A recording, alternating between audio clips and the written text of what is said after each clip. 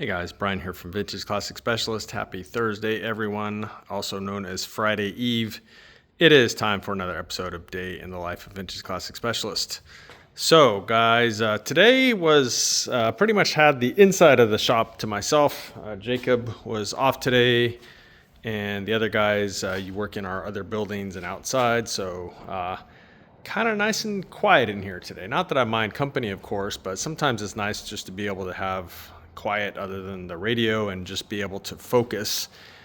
And so took the opportunity today to focus on this baby, which is of course none other than the Java Green 67, formerly the Pearl White 67. Owner had always wished the car was green, and now it is. So there you go.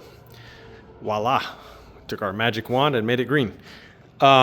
So yeah, this car, it's almost done with the polishing stage, the body. So I think the guy that does my polishing said he's going to finish the body tomorrow as far as like giving it the final polish. And then at that point, it is game on, guys, as far as starting to build this thing. And so with that in mind, I started getting all of the electric ducts, that sounds kind of funny, lined up today to go ahead and start wiring this thing, because that is, of course, one of the very early things that we do when we're building a car, and something that we can do for the most part without even having the chassis, which we'll hopefully have like next week, but then the body and chassis probably won't be going together for like another week or so, but we will probably try and marry the body and chassis pretty quick, because in the meantime, it's kind of like storing two cars. And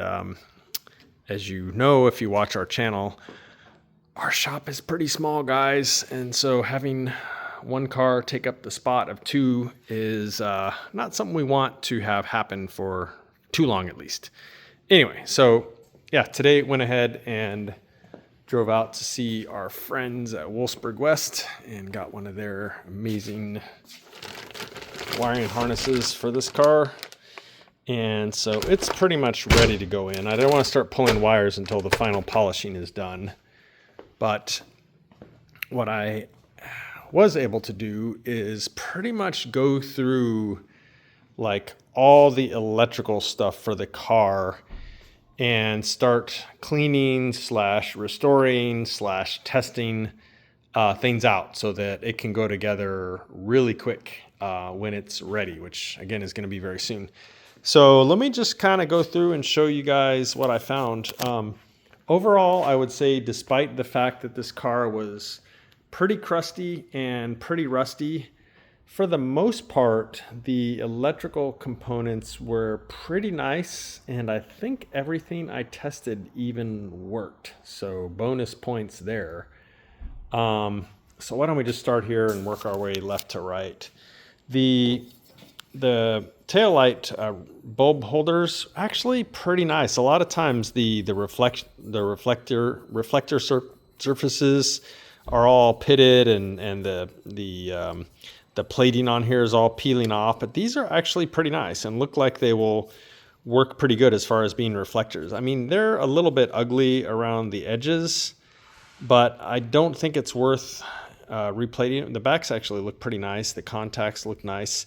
Definitely not worth replating these, because literally nothing shows here. And again, the important part from a functional perspective is, of course, the bulb holder part itself, which again looks really good, and then the reflectors. So yeah, both of the back ones pretty much in similar shape there. The rear bezels, which are almost always really nice on these cars, but these are actually stainless steel, so they tend to weather and stuff pretty good. Of course, they needed some elbow grease and some triple-aught steel wool, but they look pretty nice. So I think we're gonna roll with these.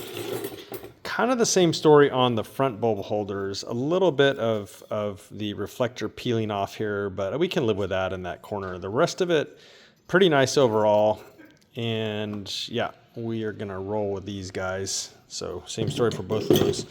Unfortunately, and this is not terribly surprising because they're sort of exposed and they're chrome versus stainless, the front indicator housings, covers, whatever you want to call them, not that great. So one of them was actually pretty nice and probably would have cleaned up okay, but I didn't even bother because its brother was pretty pitted. There are nice reproductions of these available, and chrome, as you guys probably are aware, is pretty expensive, so I don't think I'm gonna re-chrome these. I think I'm just going to buy a set of reproduction ones and kind of call it a day there versus spending the extra money to re-chrome those. Because again, the reproductions look pretty good. They're definitely nice. On the headlights themselves, these are also usually really nice, and these are stainless steel. So other than also some steel wool action and some elbow grease, so to speak, these cleaned up really nice. These are, of course, for the headlights, and you don't even really see these. You might see a little bit of the front edge here kind of around the headlight, but for the most part, you don't really see much of anything here. Depending on how the headlights are adjusted, it's possible that a little bit of this lettering can be showing here. But anyway, these are very nice, so really happy with how those cleaned up. The wiper motor, pretty nice. Some scratches in the cover. Let's see, where are they? From probably where somebody removed it at some point, not very carefully, but you know, it's an original cover. They do make reproductions of this, but of course it doesn't have the nice SWF embossing on it and stuff. So we are definitely using that. I tested out this electrically. It works great. Even the function to return to the home position when you turn it off seemed to be working, which is a little rare in my experience. A lot of times that doesn't work at all. So, and then you have to kind of do the thing where you shut the wipers off at the right moment when they're in the down position. But yeah, it seemed to work. So pulled this apart, I tested it out, feels good, sounds good, nice and quiet. I may go ahead and pull the armature out and clean off the old grease and apply some new grease. But other than that, and some cleaning, this one is good to go. We'll put a new seal in here, of course. The other one was super crispy. License plate light, bulb holder, super nice. So this is actually pretty nice. This is of course, the emergency switch. The red lens is cracked a little bit around the edges, but I think I'm just going to use this as is. Of course, I did clean it up, and I tested it, and the light in there works. So definitely bonus points for that. And I love the originality of it, and that you can see some kind of signs of its age in there. But I kind of like having some things on the car like that, especially when it comes to using an original one versus a reproduction one, which is just not as cool as using a non-perfect original one. Generally speaking, is cooler than using a reproduction. Likewise, wiper switch seemed fine. I haven't tested this out electrically yet. Usually they work, but I did clean it, and I will check it before I bother putting it in the car when it comes to that point. But yeah, cleaned up nice. Likewise, the high-low headlight relay cleaned up nice. Haven't tested it. Probably it works. Headlight switch, cleaned this one up. I did test it, and it does seem to be working, all of its functionality, including the dimmer for the dash illumination seemed to be working. You know, it's hard to tell sort of with an ohm meter. It looked like it was working, but until we kind of get the car together and see whether that function works or not. Again, I'm talking about your ability to kind of dim the lights on the illumination of the instruments. We'll see, but everything else seemed to work. You know, running lights, headlights, all that good stuff. So this is good. The ignition switch, which is the original one, and look at this key. I love this key because it looks like it was in a swamp for 40 years. But anyway, the ignition switch initially wasn't working that great, and I sprayed some cleaner kind of down inside it and kept sort of exercising it back and forth with the key, and it seems to work great now. So of course 30 is power, 50, you can see the 50 on there it is, the 50 that goes to the starter, and then 15 is of course to the fuse box to power all the things that only get power when the key is in the on position. So yeah, this seems like this is going to work. So super happy about that because I love using original keys and components like this when we can. This isn't strictly speaking electrical, although it covers the sender, which fuel sender, which of course is mechanical on these, but very happy with this. I will have it re-zinc plated because it seems like some of the zinc has kind of wore off, probably where the liner was, you know, kind of rubbing on it over the years. But yeah, just really in beautiful condition here. So that's definitely getting reused. I haven't done anything yet with the fuel gauge. Probably just clean it up. Usually these work and don't really need anything. I did gently pull on the cable and the needle seems to move like you would expect. So other than cleaning it up, this is probably going to be good to go. Fuse box. This is actually where I started my morning.